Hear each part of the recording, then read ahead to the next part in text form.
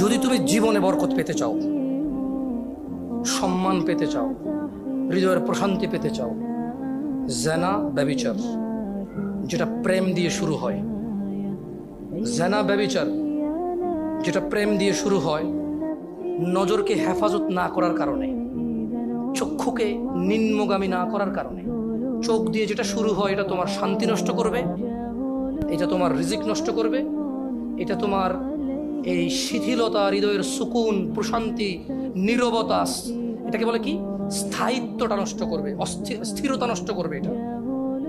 ছোট ভাই, তোমার প্রতি আমার নসিহত, তুমি কে নীল পড়ছে, লাল পড়ছে, কে ছোট পড়ছে, কে বড় পড়ছে, তুমি এগুলা মেজারমেন্ট করার দরকার নাই।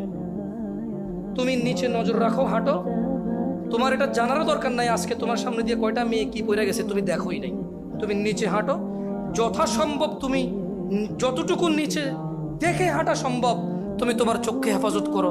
লজ্জাস্থান হেফাজত হবে, লজ্জাস্থান হেফাজত হলে তোমার হৃদয়ের প্রশান্তি নষ্ট হবে না ইনশাআল্লাহ।